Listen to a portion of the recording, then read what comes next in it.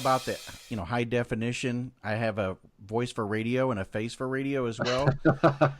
So, don't sell yourself short just because of the dermatitis. You're good.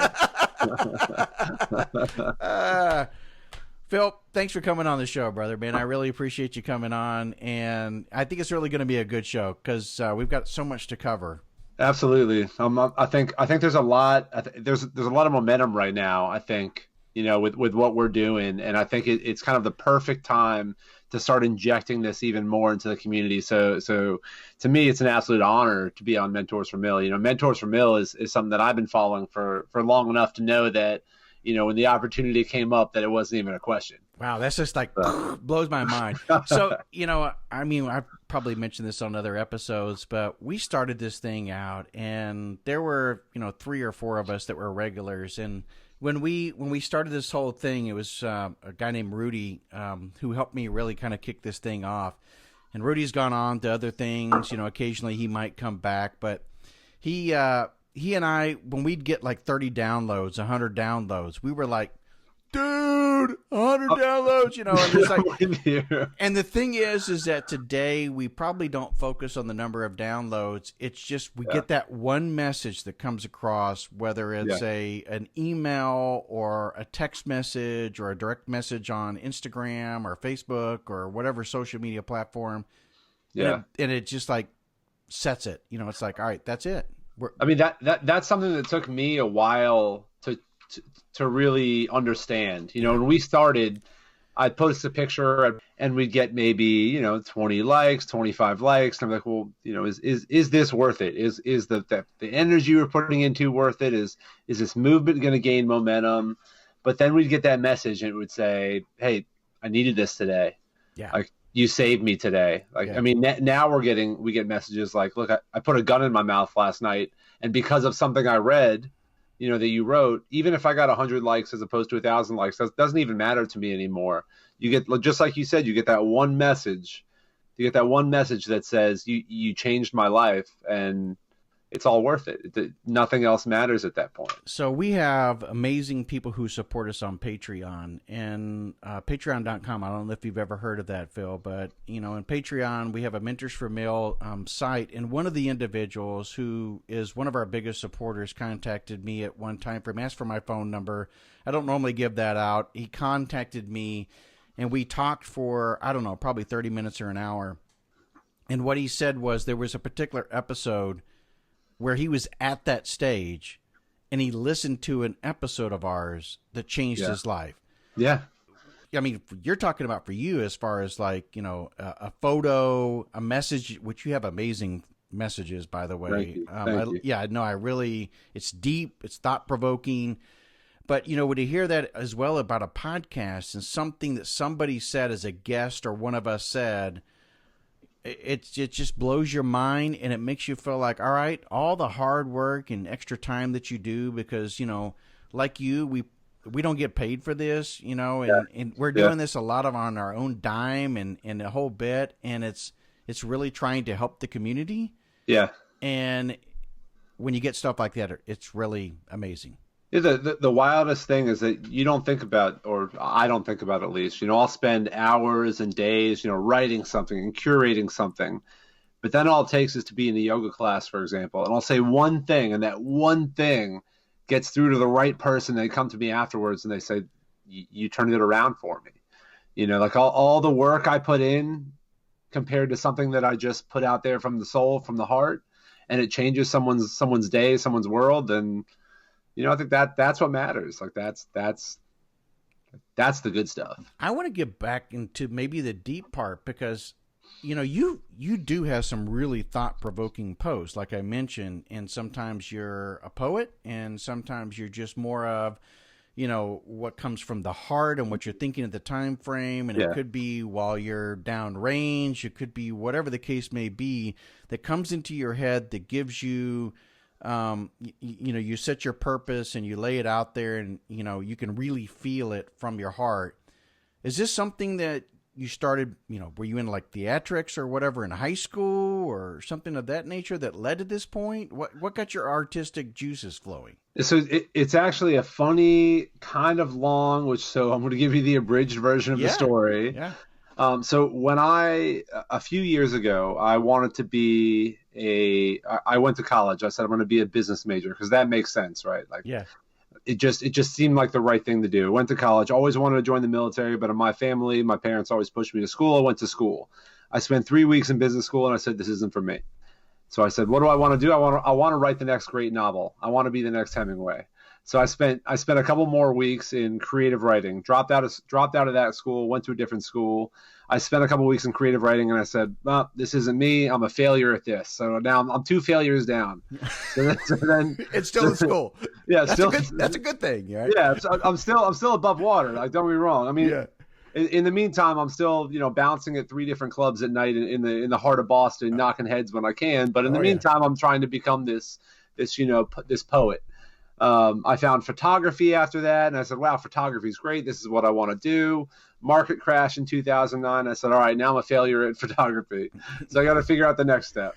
Worked for the Army for a while, had some experiences in the Army, led my way to where I am in SOF, broke my back, lost a couple good buddies. Like, all of these really painful, like, terrible things happened in my life. But it's like, I don't know if you've ever heard of Joseph Campbell and talk about the hero's journey. No. And the hero's journey is this rise where you come from all this destitute, where you get to this point where you feel like you've somewhat made it as a person. It doesn't mean that you're necessarily a millionaire. It doesn't mean that you're necessarily, a prize fighter, for example. You're someone you're self-actualized. And when you get to that point, you can help others. So for me, when I got to that point, I realized my hero's journey was that, all of these things that I thought were failures had actually made me into the person that I needed to be to help others. And to me, my duty in life, has been to take the things that I've learned, things that I've gone through, and to be able to give that to others is the greatest gift. And I can only do that, with who I am. Just same way I teach yoga. The way I teach yoga is a very stripped down, very bare. There's nothing crazy and sexy about it, but it's soulful, and there's music blasting, and you're going to sweat, and you're going to think, and you're going to breathe. And at the end of it, you're going to feel like a new person. And that's kind of the way I approach, social media and my writing. Some days I'll be a poet. Some days I'll be a brawler. Some days I'll be a soldier on social media. But I want to be relatable to everyone, not just the guys in special operations, to the fueler, to the 88 Mike, to anyone across the board, to the medic, to the farmer, anyone across the board should be able to relate to the feelings and the emotions that I'm trying to put out. And I don't see myself as a poet. I don't see myself as a writer. I see myself as a soul just trying to connect with other souls in the world the best way I can. You mentioned a very artistic background there, but I got to mention to you that, as you were saying this, it was very artistic as well. And when you said brawler, I thought you were going to say a baller. So, little CeeLo. Yeah, I mean, you were like right on the path, but yeah, you could tell that you chose career paths, or you chose different things because obviously you were really in tune with yourself, at a very young age, obviously, and trying to look at your feelings, your inner thoughts, introspectively, and we don't do that very often as individuals. We don't like to think about internally the things that maybe we do well or we don't do well at all. Yeah. I mean, it's hard. It's a challenge. It is. Yeah. I remember a specific conversation that I had when I was in high school. There was a teacher that I had that he was a plethora of different jobs. You ask me now, I don't remember. It was way too many years ago than I'd like to admit. But I remember after he told me what he'd done with his life, that I sat back and I said, damn, like, that's the life I want. Like, I want people to look at my life and I want them to say, damn, that dude lived. So the way that I've always tried to live my life was to follow my passions. When I was, I think I was 21 years old, I decided I want to be a war photographer. And I bought a ticket and I found an agency in Jerusalem that would hire me. And in 2006, I went to work for a photo agency in Jerusalem. Go figure. The war started with Hezbollah up north. I ended up becoming a war photographer at 21 years old with no body armor, no experience, and no clue what I was doing. But I gained a lot of experience, and I gained a hell of a lot of life experience. I came back from that, and I just continued the path, just following those things that I thought might make me fulfilled. Yeah. And all of that path, I even remember a boss when I was an armor officer several years back, and I remember sitting down for my final meeting with my boss before I switched careers, before I switched jobs in the Army. And he was an old school OIF-1 Silver Star recipient. If you read the book Thunder Run, he's the very first name on the Silver Star recipients, like popping dudes from the tank with his 9, like absolute unbelievable man, like best leader I've ever had. And he sat me down and he said, Phil, you need to figure out what you're going to do with your life. You need to find a path. And I just didn't agree with it. I wanted to keep, as much as I respected that, I wanted to keep searching.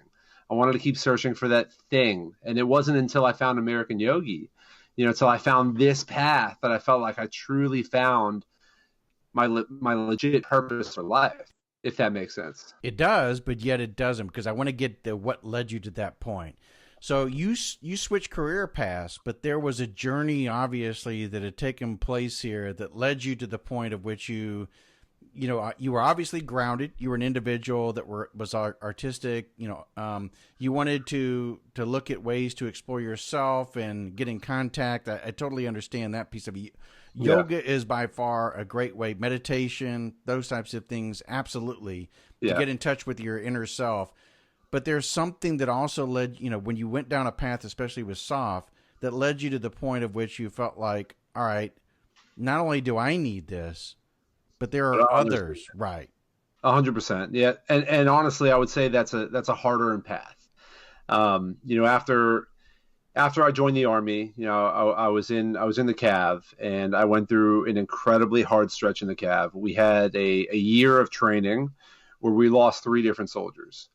And during that time, one of those soldiers died in a training accident where his Bradley took a flip off of a cliff at Fort Carson, Colorado, cut him in half, landed behind the talk with the Bradley on fire. And that was like my first day in my new unit there. So that was after I'd already gone through my time as a platoon leader. I was up in staff at that point. Wasn't sure what to expect. And that was my first experience with that unit. Shortly after, I lost a very close buddy who I spent his last 24 hours with before he came off life support. And that was my best friend. That was one of my NCOs. And then shortly after that, I broke my back in December 2015. How'd you do that? I was actually, it's not a sexy story. It's not, the story is one that I wish was a little sexier. Go ahead and liven it up then. Yeah, I'll do my best. No shit, there I was on a gunnery range. Oh, one-way live fire, bullets flying one direction. You're speaking to my heart. I'm an old tanker, by the way. I do know that. Yeah. I do know that. I noticed that. I was wondering when it was going to come up. Speaking Cav, we're speaking the same language. Go ahead. Oh, anyway. I've got Old Bill tattooed on my arm. I don't even. I can go there. But so I'm on the gunnery range, and I'm in the VC seat. And my gunner said, "Hey, there's a troop target out there." And I said, "Well, I don't see it, man. Like I don't know what to tell you." He's like, just get up higher on your seat. Like you'll be able to see it. So what do? I'm wearing my gunner restraint harness. I hop up on, because you know how it is. It's that curved seat on the back of the TC seat. And I stand up on the seat and I get up on my tippy toes and I see the target. And just as I see the target, and this is the completely unsexy part, is where my feet come straight up in the air about 3 feet and my back crunches down on the edge of the seat. I didn't know. So you went down into the gunner? I went straight down onto the seat of the TC seat. Like, there's that back that nobody ever sits in the seat. I missed everyone, but I ended up hitting my back. Oh, so then no shit again. There I was laying on the back of the striker. or on the bottom of the striker, laid out in just like, I couldn't even yell out. I was in such pain. And my gunner looks over to me. He's like, "Are you okay?" And I was like, "No, I'm not okay at all, man. Like, I don't know what to tell you." And he's like, "Well, we have to finish this range." So I laid there for 20 minutes. I mean, I mean, so many years ago at this point, I assume it was 20 minutes. Yeah. I laid there for a minute in the most extreme pain that I could possibly think of. For the good of the army, the cap, for God the good and of the country. army, for God and country. I found the courage. I found the chutzpah, and I stood up, and I spent 2 more hours proofing that range with a broken back, with 2 fractured vertebrae. Right. Oh my gosh. So, and strikers, they bounce up and down. The suspension is absolute dog shit on it, right? Yeah. So my back is just constantly compressing. But you do what you have to do. I finished the range. It takes 3 guys to get me to the back of the striker. We finally drive back. It takes another 6 guys to get me out of the truck once we get there. I get to the hospital, and it takes another 6 nurses to get me out of, because the medics didn't show up, of course, at the motor pool. So I'm driving in a Nissan Sentra with a broken back to get to the hospital. I get to the hospital. It takes the nurses to get me out, and they said, "Sorry, your back is broken. We don't know what to tell you." So here I am laying in this hospital bed. And of course, my buddies come and they start making jokes about the hospital bed was called, the brand was Stryker. So then it was Stryker 03. So that turned out to be my call sign from then on. And they just started making fun of me for falling. I laughed it off as much as I could in as much pain as I was. I moved from being laid out on a couch for 2 weeks or 3 weeks to being on a walker, but I tried to decorate the walker with as much tennis balls. Yeah. I had the tennis balls. I 100% had the tennis balls. And you know what? I was proud of the tennis balls. I'm visualizing the old guy from Up. The cartoon. That Up. was me. Yeah, that was me. I was up for several weeks, and the worst part about this is that I was 2 weeks away from going to selection. So that the only thing in my mind is I'm supposed to be in selection in 2 weeks. It's all I kept asking the doc is, am I going to be okay? I need to get to selection. But I get to PT, I get to physical therapy. And this is, I guess, 3-4 weeks after the accident. And I asked the PT and I said, "Can I still go to selection?" And what does he say? He's a long tabber, right? That he was a long tabber, and now then he was a physical therapist. He said, "Dude, if you can take the pain, whatever, just do it." So what do? I man up and I do it. You motion up and head exactly. Loaded up on pain meds until they wouldn't give me any more. And then I just started charging forward, and I started walking with a cane. Then I started, walking without the cane and jogging. And eventually I made it to selection, and I was in brutal pain. I was a dude that was icing every single night at the end of the day. I'd go straight to the med shed. I'd grab the biggest bag of ice they would give me, and I would just lay there on ice for as long as I could for the cadre to not come and give me shit. I got home, and I'm in terrible pain, and I'm depressed as hell. I just lost a buddy. I was on the recovery team for another buddy for a mission that I planned that I sent him on. There was couldn't have been in a worse situation physically and mentally. And my wife said, you need to get out of this funk. You need to get off the couch. You need to stop feeling sorry for yourself. You need to get off these meds. So what did she send me to was yoga.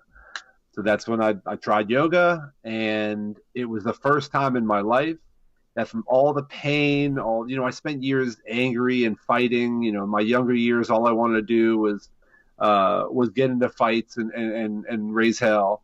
But finally, I was in a place where I really needed peace. So I started doing yoga. I started seeing a therapist. I started reaching out for help, talking to buddies. And what I found was that there was a sense of peace in me that I didn't know was available within me. So what I discovered, though, was that there was other guys around me that needed it just as much as I did, and they just weren't talking about it. So I went to my platoon sergeant at the time, who is a caveman of a dude. So you picture like an old school scout, 6'2", 6'3", 230 pounds, just monster. Like, if he's on your side, he's your best friend. If he's not, you better watch the hell out. It was that kind of guy. And I was sitting at the bar with him. We were having a beer, and I kind of mustered up the courage, and I was like, I'm seeing a counselor. I'm seeing a therapist. I just want to tell you that. And rather than him saying, well, that's gay, because that's it was to say in the Army, right? You say, oh, that's just gay, right? He said, how did you do it? Like, what was it like? What is it like talking to someone? Who did you go talk to? And it was at that moment that I realized that I wasn't alone. And that was kind of the start of my journey of becoming someone that was a fighter, someone tough, someone that was hiding all my emotions, hiding all my pain, hiding all my depression. Yoga brought me to a place where I could find some peace. And then the therapy and the counselors brought me to someone that could help me understand all that was going on through my head. And then it kind of put it all together. And I realized that, my mission really was to help other people that maybe didn't see it as an option before. And that was kind of the start of this, the catalyst of where we are now. Down the road, then, I went to a yoga festival. There was 20,000 women and about 15 guys, and there was nothing for men there. And I said, this needs to change. I went to my brother, who's an MBA. So thankfully he has a business mind, because I do not in the slightest. I'm a big idea man, big thinker. And I said, I'd like to do this thing. And he said, if you're into it, I'm on board. My brother Mike is an absolute stud, and he's the one that he is the backbone of American Yogi, and he keeps us alive. And he said, let's do it. And from there, it sort of has taken off into a place that allows both men and women who feel that they don't have a place to find peace, they don't have a place to share with others, and feel that, Tribe from Sebastian Junger. When I read that book, I understood this community that we're all a part of, this tribe that we're all a part of, that we maybe don't think about, but it's intrinsic to us. Yeah. And American Yogi, I think, is the manifestation of tribe, right? It's the manifestation of our service, but we bring it to the to the physical world outside of being a veteran, and we come together and we grow together and we heal together, and it's unbelievable. And I can't think of anything else that is better in this life. Well, there are so many different nonprofits that are out there that focus on different ways to bring a tribe together, to whether it's, going out to outdoor activities, shooting, fishing, hunting, whatever it may be. Yeah. And yet something as simple as just getting together on the mat with fellow people and doing yoga, that's not a nonprofit. It's just a way to heal your mind and your body at the same time frame, can be so rewarding. And who would have thunk that? Oh, absolutely. I mean, because what do we all think of when we think of yoga? We think of, women in yoga tights and crystals and, lotus flowers and all those things. And, while those are part of the practice, I'm not going to deny that, there's a whole other side of the practice. And it's a practice that is the part of the practice that I'm trying to bring out as a teacher now. One part of it was on social media. Now bringing to the physical space is, it's okay where you come from. Like when I started doing yoga, I would practice on a beach towel. So everyone around me had these like $120 mats and these really nice towels and all these like really nice clothes. And I brought my buddy with me to my first class, and he is, I'm sure you've seen the movie Fury. So he is your typical tanker, just a big old West Virginia boy, right? Like the last dude you'd ever expect in a yoga class. But I needed someone with me. I couldn't do it alone, right? I needed a buddy. So I brought him along, and the two of us are practicing on beach towels in a very nice studio, hot asana in Colorado Springs. And there was no judgment. No one looked down on us. No one looked sideways at us. And for the first time in both of our lives, we felt like we had a family just like we had in the military. It is an unbelievable feeling. And that is what we are trying to show people to bring onto the mat, and that it's okay to bring onto the mat. Yeah. Yeah. Going back to the NCO that you had, that you were talking with about going through the therapy, I think, a lot of people, when they start looking at going to talk to somebody, it's the difficulty I've heard over and over again of trying to find the right person, somebody that they can really open up to, somebody that they can connect with. And at times there's an opportunity to do it in maybe perhaps a much different way by finding like-minded people, like you were talking about, that tribe, that group of individuals who understand where you're coming from and perhaps can help you in some ways cross over maybe one step. Maybe it's 2 steps ahead of where you are right now. Exactly. Or provide advice about things like you needed to hear. Hey, you got to get off the meds. You got to get out to working out. You've got to do something kind of spiritually where you connect internally with yourself to find who you are. Where do you want to go from here? What's your passion and purpose? Yeah, Robert, I think you're spot on, and I think that's the other thing that we try to espouse is that yoga isn't the panacea. Yoga isn't the answer to everyone.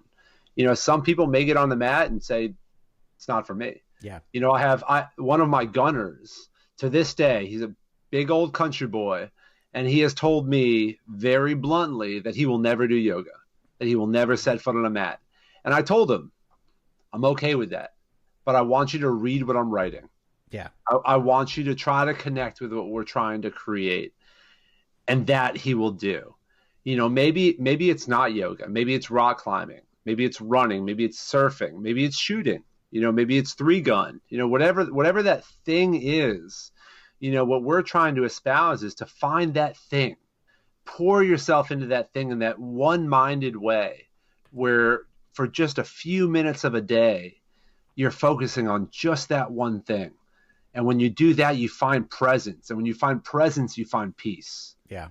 And if you listen to past guests that have been on this show, you're going to hear that running theme over and over again. I mean, if you go back even a couple episodes to somebody, a Delta guy that, did amazing things, Chris Van Sant, who came on the show. Yep. What does he do? He climbs mountains. He goes out there into nature. He does something that's still in the uncomfortable, that pushes his limits, that challenges him on a daily basis. But he does it now with somebody that he also loves and cares for and wants to help teach and bring that individual up to his level, which is his spouse. And at the same time frame, he's doing things that, quite honestly, he didn't do on a natural daily basis, even in his military time. And you're absolutely right. It's people, when you mention your gunner who is saying there's no way I'd ever do that. No, this is the time when you need to push yourself beyond the limits and into the uncomfortable, because you might find, that thing you think is hokey pokey and strange or whatever actually provides some kind of healing. I'll be the first one to tell you, I know we're kind of talking about yoga and we're talking about many other different things here, but the first time I entered a yoga mat, I was the exact same way. And one of our co-hosts, he goes by special operator on Matt Schollard. Matt Schollard, yeah, absolutely. Yeah. Former PJ, he was like, Robert, I think you would do do so much better, especially with my neck injury, if you were just to get on a mat. And so he started putting out videos, and I started getting on the mat, and what a major change I started seeing within, I don't know, maybe 72 hours, as early as that. Oh, yeah. I started feeling so much better because I'm pushing and stretching muscles that not only have I not used in a while, which was, of course, painful, and caused me to work myself and bring up a sweat and everything, only because it's stuff that I never did before. And I'm working, muscle groups that I had never had. But I think there was a deep spiritual aspect of it that I wasn't expecting. And I think that is an experience that you'll find in most people that step onto the mat. I never considered myself a spiritual person, but now you'll hear me talk about energy. Yeah. Now you'll hear me talk about, energetic connection. And the thing that, to kind of go back to what you were talking about, is that, there's not one type of yoga. Every studio you go to is going to be different. Every type of yoga can be different. The lineages are different. one teacher could play a certain type of music that you like or you don't like. Maybe that's not your teacher. One type of teacher may really instruct some difficult poses, and maybe that's not your teacher. But you practice, you try different things, and eventually you'll find that person. If you want to do the work, or if you're willing to do the work, I should say, then you can find that outlet. And the way that I describe yoga to people. So in my classes, I have people that have never done yoga before. So the cool thing about creating the online presence and then translating it to the studio is I have people that know me as American Yogi, but then show up at the studio and they're like, "Hey, I want to try yoga because I know you, and it seems like you're espousing you're celebrity." Yeah. By no means. I am a very tiny micro celebrity. But what I explain to them is that you may not get on the mat and feel the first time like, oh my, I've hit nirvana. I'm Buddha. I have hit nirvana. Everything's great. Everything's right in the world. My problems are gone. That's the farce. You're not going to feel it. If that's what you're approaching it with. Maybe you will. I'm not going to say it won't happen, but the chances are low. So I used to be a contractor before I joined the Army up at Fort Lewis, Washington. And I was a Florida boy. So this was the very first time I'd ever been out to Washington. Wait, we didn't cover that. Where are you from in Florida? I'm from Tampa. Oh, okay. I'm from Pensacola. So anyway, keep going. Oh, yeah, you're up the coast. You might as well be Alabama from that. We are lower Alabama. Yeah, exactly. Anyway, go ahead.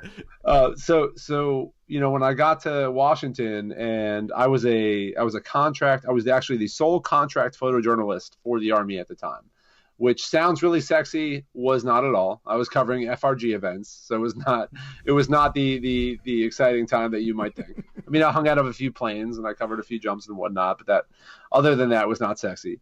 But I would go out in the field and I'd be wearing, just a regular, button down, a pair of jeans, maybe a coat, and it'd be misty outside because there was no rain in the forecast. And then after, 5 minutes, 10 minutes, 20 minutes, an hour, I'd be soaking wet. And I would realize, shit, like I didn't realize throughout all this time that I was actually getting wet. And yoga to me this is how I describe it to people. It's the same way. You go the first time to yoga, you may not realize that you're absorbing. You may not realize that you're growing, that you're getting more flexible, that you're becoming more present, that you're actually dealing with the things, especially in the military, when we're always either dealing with what just happened or we're thinking about the future of what happened, that allows you to deal in the present moment. But over time, over 1 class, 2 class, 3 classes, you come for a month maybe. By the end of that, you realize, man, I'm actually a little more centered. I'm actually a little more at peace. I'm not as anxious as I was. And by the way, I can reach down and tie my shoes now, or I can reach behind me to grab something. It's the same way of getting covered in mist, because by the end of it, you're soaked in yoga. You're soaked in presence. You're soaked in peace. And that's at least how I can describe the practice to people that maybe wouldn't have given it a chance. Well, in my own hotel room, there were many times, early on, I wasn't somebody that really thought about yoga because, like you described, it was probably more somebody who would go into a studio. It more than likely a lot of women, not very many, guys there within the studio. But something that I paid attention to that I always liked that you could do by yourself and really practice and reduce the stress, which is something I needed a lot. I was in management consulting, working with a lot of clients with a lot of stress, or as an executive in corporate, on the corporate side, and, after I got out of the Army. And Tai Chi was something that was introduced to me. And so I found that the movements and the slow process of Tai Chi allowed me to focus on my breathing, my movements, and I was also exercising at the exact same time frame. So when somebody said, like, Matt, hey, you need to think about yoga, I gave it deeper thought. I was like, now I need to really think about that, because I saw the benefits of Tai Chi and how it really helped me. And even at times before I walked into a meeting or anything, just stop, meditate, breathe, listen to my breathing, concentrate, and calm myself down. I started thinking maybe yoga could be beneficial, and it was more acceptable at that time frame. I think you hit a lot of really good things right there. When I was in college, I read a book called Zen Mind, Beginner's Mind.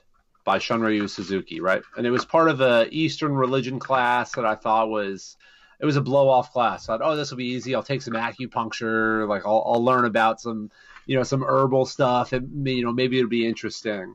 But really, one of the things that he espouses is that, in the beginner's mind, there are many possibilities. In the experts, there are few. If you start as a beginner, your mind is open. When I started meditating, my meditative practice came way before my yoga practice. I was in Colorado Springs. I was at Fort Carson, Colorado. And I was that dude who would find himself in random cabins in Manitou Springs or downtown Colorado Springs with a bunch of old hippies walking into a silent meditation room, walking silently for 10 minutes and then sitting for 45 excruciating minutes one night. And then the next night I'd be in a college campus listening to a professor talk about centering and talk about meditation. And that was my intro to it. But it opened a door for me of something that I didn't know existed within my mind. So I started exploring meditation. And by the time I went to selection, this was even before yoga. And I went to selection, and everyone at selection is nervous. Everyone at selection is anxious. No one wants to fail. No one wants to do the wrong thing. But everyone around me looked at me like, how are you so calm? And I said, because I can only do what I can do. I'm going to sit or stand. I'm going to take a breath. I'm going to close my eyes for a moment. And then I'm going to attack whatever it is they're asking me to attack. And either I'm going to do okay on it, I'm going to do poorly on it. But either way, I am giving every bit of my mind to it. And I could have only done that with a meditative practice. And yoga to me is the extension of that meditative practice. It's the movement of that meditative practice. So it's all interrelated. And as long as your mind is open to it, you can become a whole different person. You can approach things in a way you never thought was possible.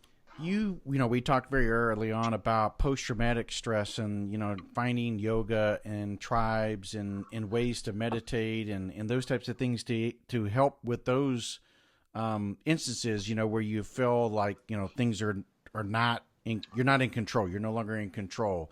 And yet, Matt, when he used to come on the show a lot more frequently as a co-host, would talk about the benefits of going through meditation and yoga and those types of things as a way to not only cope with post-traumatic stress, which he found great relief from, especially, now, under the water and being on the water as part of his therapy process. Mm-hmm. But I've heard it time and time again that if you learn this practice in the very beginning of your military career, especially within the SOF community, you're going to do so much better because of the challenge that you just described.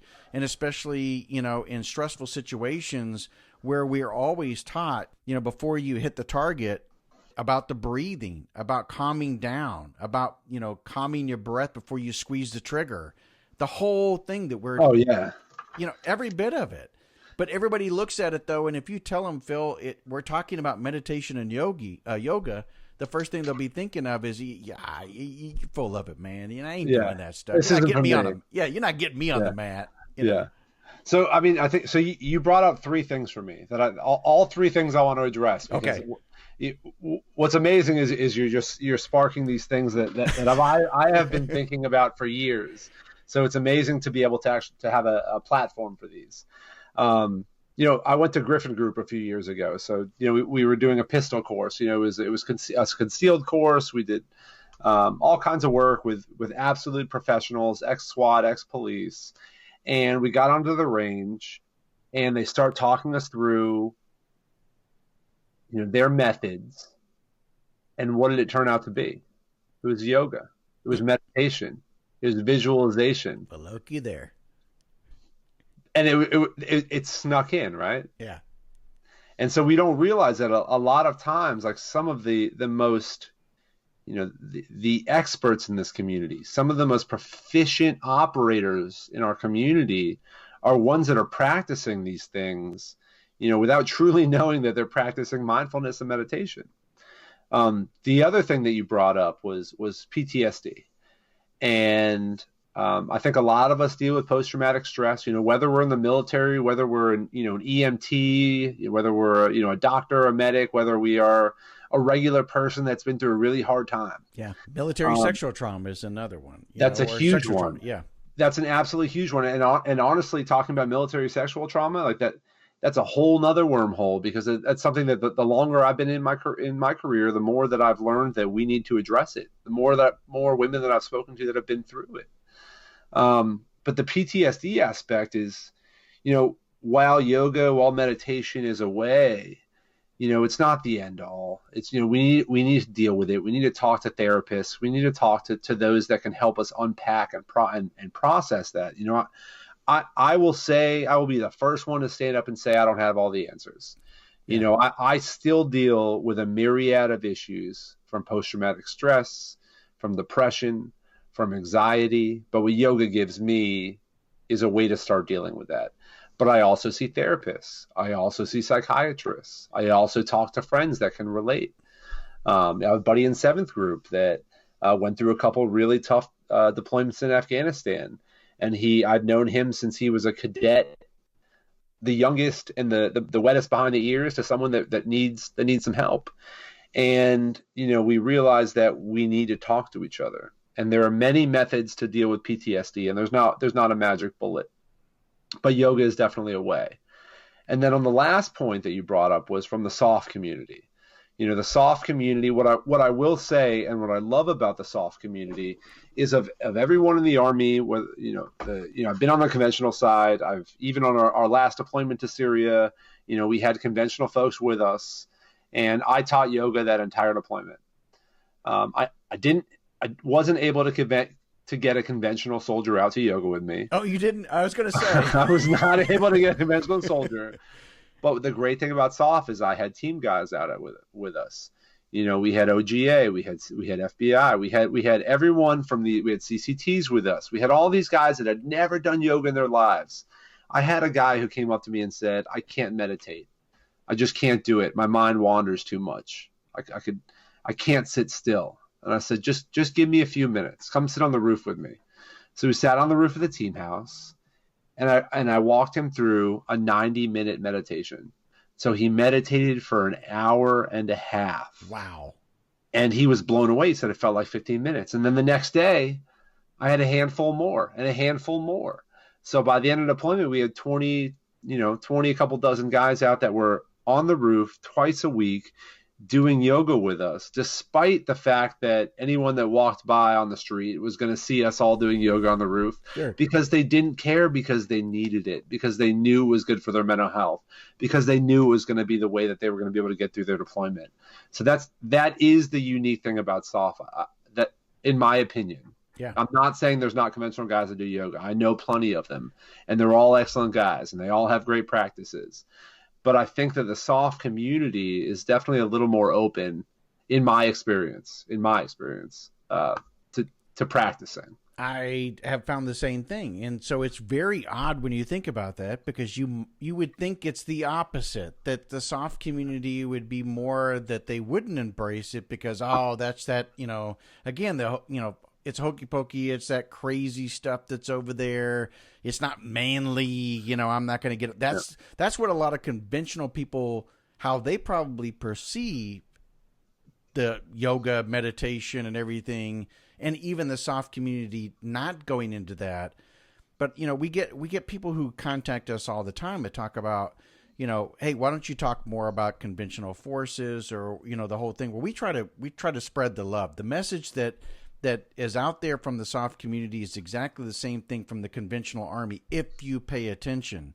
Yeah. And so in this exact same, discussion right here, it's really about, centering, finding yourself, getting in touch with your feelings, and with your body and the things that ail you. Because to your point, here you were in, the cav, and you broke your back and everything. So you don't have to be jumping in, hitting the X or, whatever in order to hurt yourself. It can happen all over, but you're going to find that these types of tools and techniques can really go a long ways in so many different ways. And I think part of it is, and this is just my limited experience. I'm one person who's had one experience in the military. But when I was in the Cav, I spent the majority of my time trying to be someone that I was not. I was trying to be constantly tough, constantly confident, even if I was scared shitless. I wanted to make sure that all my guys knew that they could look to me and they were confident and they knew that I had their backs. And I always had their backs, but inside sometimes I was shitting myself. Yeah. Which is all of us sometimes. The thing about SOF is when you look at people like, or you look at organizations like Sofleet, for example. So like Doug and I have had multiple conversations about yoga and multiple conversations about yoga in SOF. And what's great about them is that they are, or at least the position that they're in, is that they're in a place where they have a massive mouthpiece to a large chunk of the SOF community to say it's okay.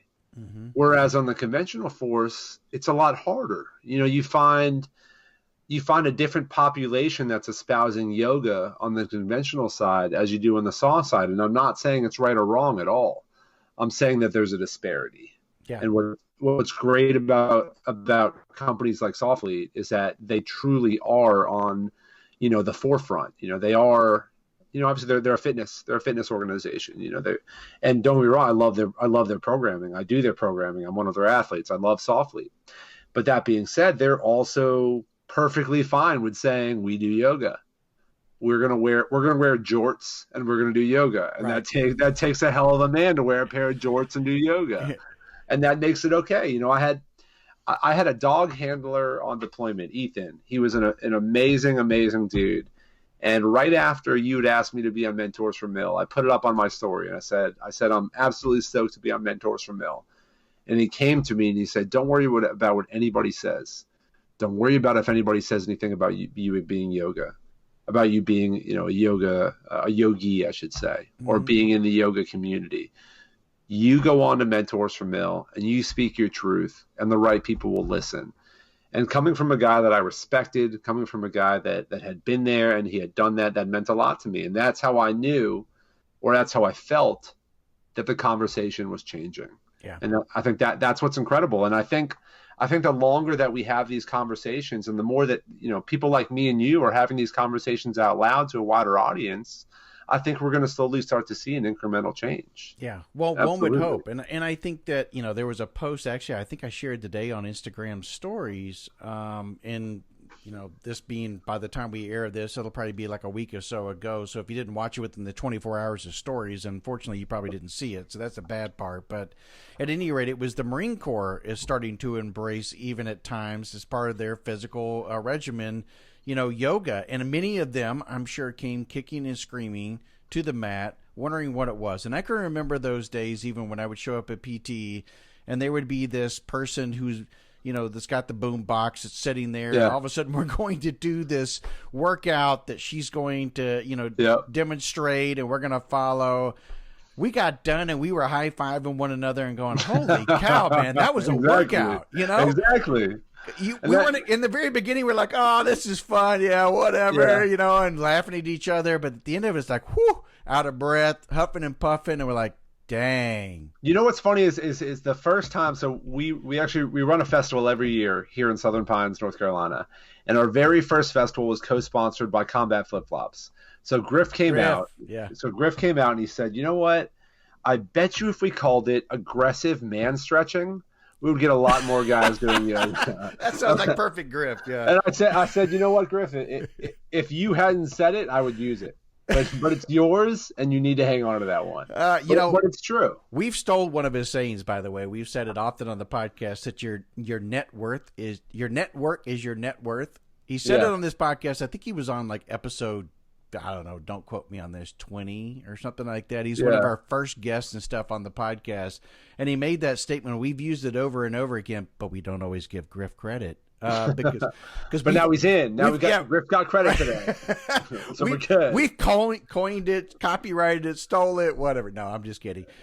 Griff's a man. And you're right. And sometimes if you put it in a different way, and if you called it something different, or if it would have been introduced to individuals without women in leotards and, music, exactly. And the again, that kind of, there are, like you had mentioned, areas and yoga locations that you can go to. They're going to be very different from one another. And some of them are going to be very much like you picture it from the 70s, very touchy-feely, Yes. that kind of thing. But it's like a therapist.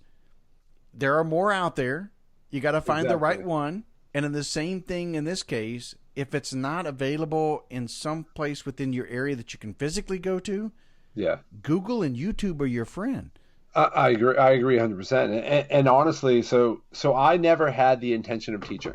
So I took my 200-hour yoga teacher training in 8 weekends during my PMT, during my pre-mission training last year, solely for the reason so I could teach on deployment, because I knew it was going to be a tough deployment, because I knew guys were going to need it. But when I came home, I said, I'm never going to teach. Like that was real yoga out there. Teaching on a roof in Syria with Blackhawks and Apaches flying overhead, no music. That's like movie stuff, yeah. Yeah, that's the real yoga. I'm never going to teach again. But then, like, as soon as I got back and I walked into the studio, it's hot asana now here in Southern Pines. I walked into the studio and said, yeah, I've got to teach. Like, there's no question, because there's a population that will come to yoga because they see someone like me teaching. Yeah. And it's not because I'm the best teacher, because I am not by any means the best teacher. I play music that I enjoy. I make mistakes, but I teach in a hot class, which I like to sweat, and a lot of guys like to sweat. But I'm covered in tattoos. I don't look like your typical yogi. So if I can be a way to bring guys to the mat that wouldn't have been to the mat otherwise, then even for that one person, even for those two guys, then I think it's an absolute success. Yeah. No, I couldn't agree more. And I think that for those who may be listening to this episode and thinking, I've never really thought about it that much, or you're like thinking very similar to the gunner, that there's no way that I'm going to get involved on this and I'm going to get on the mat, then just take a few minutes to really think about, the benefits that you could receive from it. Give yourself a chance. Open the window, open the door, step into it, see what it's all about, and then make those statements, because, we say that for everything else we do in life. If you haven't gone there, if you haven't done it, it's harder for you to go ahead and you assume you can't jump out of an airplane. You assume that you can't do this or you can't do that. Well said. Absolutely. Have you ever done it? And if we cut ourselves down all the time and we don't give ourselves the opportunity, then we're going to die never knowing. And I'm still scared shitless to jump out of planes. And as many times as I've done it. Many people are static line, especially. Yeah, exactly. and I'm scared. And the first time I went into a yoga studio, I was scared shitless. Yeah. And I've been to war. And what is the very worst that could happen? You don't like it. You maybe feel a little awkward. Yeah. We've all been through worse, right? Yeah. Yeah. Where can people learn more about what you're doing within North Carolina? But not only that, but are you teaching now online? Are you doing YouTube videos and stuff where people can learn from, various stages and meditation and yoga? So we have free classes on our site. So the online class is actually developed while I was deployed 2 deployments ago, and I had no way to practice. And I said, well, this is wrong. I need to find a way. So we found someone, her name is, or her IG tag is the Phoenix Yogi, Marina, and she is our yogi for our website. So she has multiple classes on there. Clay Merritt, who's a retired CAG Sergeant Major as well, he teaches a class on there. And those are very accessible classes, and those are all on our website, totally free. It's a way to get people into the door. It's a way to get people into the practice. Maybe if they're not ready to get into a studio, and that's okay. Not everyone is ready to take that step and get into the studio because it is intimidating the first time. So first thing they can do is get into the online classes.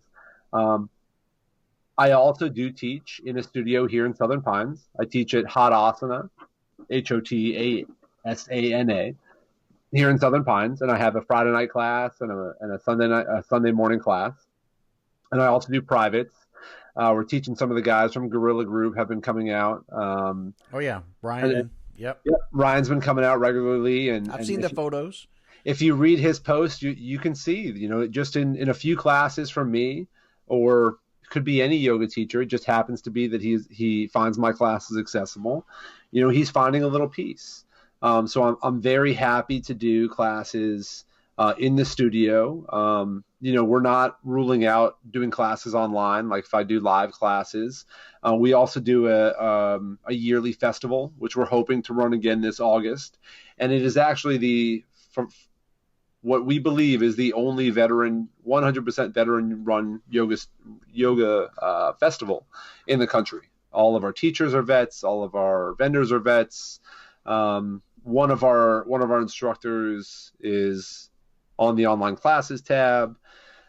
So we have a lot of opportunities to learn from on our website. We have a lot of opportunities to learn from in person.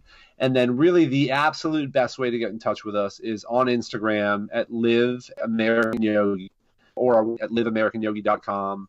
I am the one that runs the Instagram. I answer every single message. I answer every single comment. I am more than happy to have conversations with anyone who's just curious about the practice, curious about self, curious about mental health, curious about how to start.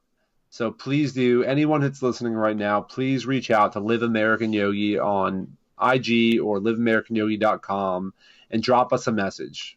Well, if you listen to the beginning of this episode, then you heard me talking about the messages and the things that you're putting out on social media. So I encourage everybody to follow the account, if nothing more than to experience, and to live in the moment, or to see the passion and stuff that you have, that you're putting out within your messages. And I think for some, it could just be healing enough right there. Yeah. For others, it could be, hey, listen, I love the movement that you've got. I want to participate in that. You sell apparel and you sell stuff that is yoga related. So, most definitely purchase it to be a part of the movement, no matter where you are. I highly encourage that. But most definitely, if you have an opportunity to either engage with you guys online or in person, then that is something that I think that you'll probably walk away feeling really good about it and everything. And I love the fact that you're working with Ryan, especially with Ryan coming on the show a few months ago. We had the opportunity to sit down with him and hear his story, and knowing that he's very open about his struggle with post-traumatic stress and the things that he's been through, and that he's finding ways, whether it's through horses, through yoga, or whatever, to help himself. That's what I really encourage a lot of veterans, especially, to find. Find your outlet. Absolutely. And I think the only other thing that I would stress is honestly, I think you said it perfectly. But the only other thing that I would stress is that you don't have to be special operations. Yes, good point. You can be National Guard, you could be in the reserve, you could be a civilian. It doesn't matter. Everyone that's going through something in their lives, even if everything's fine and you want to find some presence, it's for you. That's the only other thing. But otherwise, I could not agree more. Yeah. And I truly appreciate the kind words, Robert. Yeah, no worries. And I think maybe one of the things that you're able to do at some point is to have a festival that's more regional, that's aligned with the one that's there within North Carolina, where more people can be a part of the movement in their local area, and it's a big American yoga, type of American Yogi kind of festival that's centered in regional locations throughout the U.S. I think that'd be really cool. That's the goal, 100%. You're reading my mind, Robert. That is the goal. Good. Let's make it happen. Sounds good, brother. Well, thank you so much, Phil, again for coming on the show, man, and I really appreciate it. Thank you so much. It's been an absolute honor to speak with you. Appreciate it, Robert.